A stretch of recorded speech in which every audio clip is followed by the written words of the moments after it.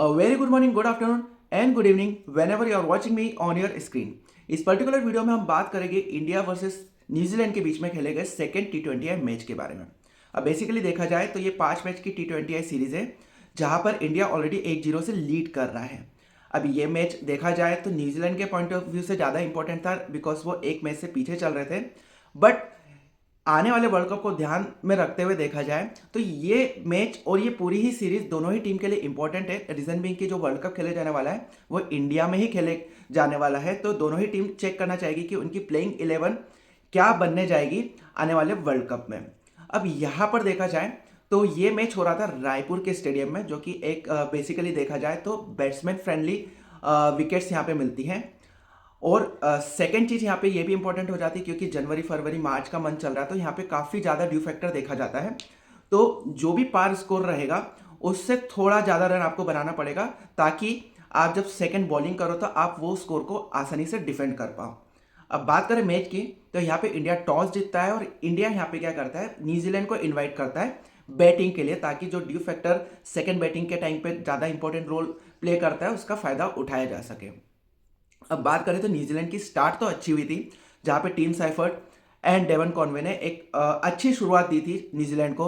43 run का एक opening partnership भी बना, बट जैसे ही वो दोनों विकेट गिरे उसके बाद आप देखेंगे तो सचिन रविंद्र ने 40+ रन की एक पार्टनरशिप एक इनिंग अच्छी खेली, but on the other side Glenn Phillip या मिशेल मार्श इन लोगों ने कोई अच्छा कंट्रीब्यूशन नहीं कर पाए। हालांकि बाद में देखा जाए तो जो सेंटनर थे उनने काफ़ी आतिशी पारी खेली, उन्होंने अपना 50 स्कोर किया जिस कारण जो स्कोर था न्यूजीलैंड का वो 208 रन पे पहुंच गया। यहाँ पे 6 विकेट न्यूजीलैंड ने खोए। इंपॉर्टेंट ये था कि इस पर्टिकुलर वेन्यू का जो पार स्कोर भी लगभग 200 के आसपास था।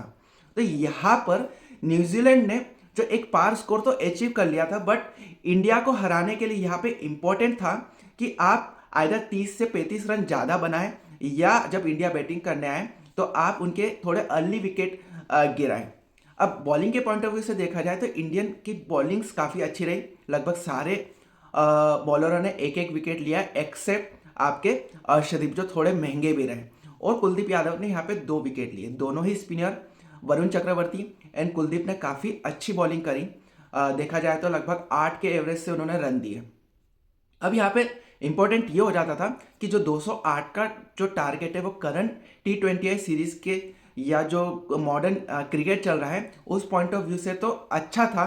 एक पार स्कोर इंडिया के अगेंस्ट में दिया था, बट जब इंडिया बैटिंग करने आई तो उनके दोनों ही opener that is Sanju Samson और अभिषेक बिल्कुल सस्ते में चल गए और इंडिया 6 रन पे 2 विकेट हो चुका था। अब देखा जाए तो जो न्यूजीलैंड का जो पार स्कोर के आसपास ही रन बनाया था और ड्यू फैक्टर को कंसीडर करते समय जो 25-30 रन ज़्यादा बनाने चाहिए थे वो उन्होंने यहाँ पे कवर अप कर लिए थे। उन्होंने एक अच्छी स्टार्ट दिलाई थी न्यूजीलैंड के बॉलरों ने, और दोनों ही जो इंडिया के अच्छे बैट्समैन हैं स्पेशली अभिषेक शर्मा, उनका विकेट तो 0 रन पे ही चले गया। अब यहाँ पर इंपॉर्टेंट ये हो गया था कि इंडिया अब इस रन चेस को कैसे अचीव करेगा। इंडिया की बैटिंग के पॉइंट ऑफ व्यू से देखा जाए तो ईशान किशन और सूर्य कुमार उस समय क्रीज पे थे, और ये दोनों ही प्लेयर इंपॉर्टेंट है ये सीरीज में टू लुक फॉर। अब इंपॉर्टेंट ये था कि जो ईशान किशन शुभमन गिल की जगह आए हैं टीम में, उन्होंने डोमेस्टिक प्रदर्शन बहुत अच्छा किया है।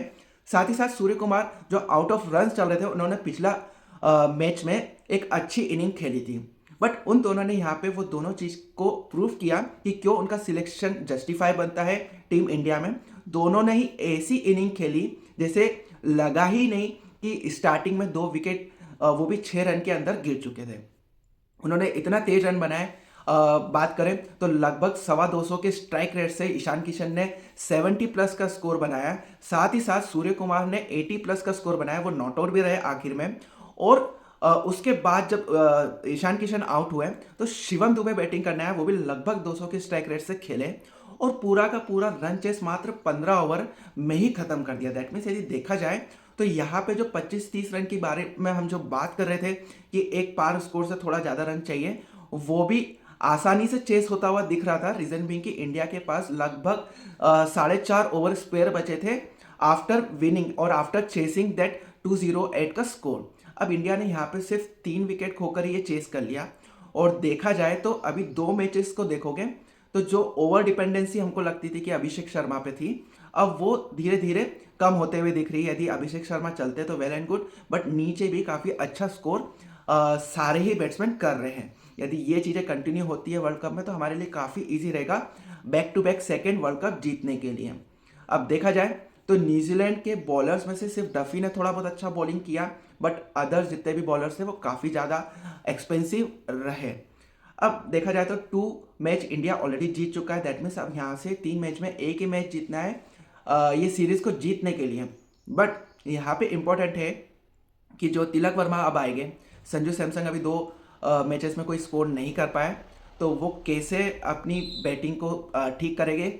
साथ ही साथ तिलक वर्मा जब तीसरे मैच के बाद अवेलेबल रहेंगे तो टीम का कॉम्बिनेशन क्या बनेगा। ऑल द इस पर्टिकुलर मैच में बुमराह को रेस्ट दिया था क्योंकि बुमराह के साथ इंजरी कंसर्न रहते हैं और हम चाहते हैं कि पूरे वर्ल्ड कप में वो अवेलेबल रहे, इसलिए उन्हें एक रेस्ट दिया था। उनकी जगह पे जो भी बॉलर खेले उसमें हर्षित राणा थे।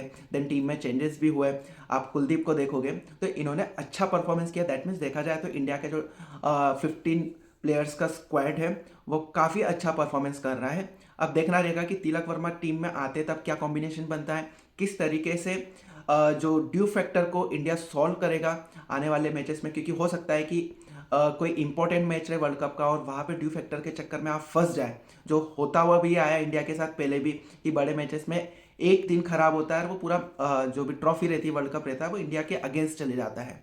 तो इंपॉर्टेंट रहेगा नेक्स्ट मैच में कि किस तरीके से इंडिया परफॉर्म करती है, क्या इसे कंटिन्यू रखती है या फिर न्यूजीलैंड एक बाउंस बैक करता है और इंडिया की कुछ जो छोटी मोटी कमजोरी है वो दिखाता है।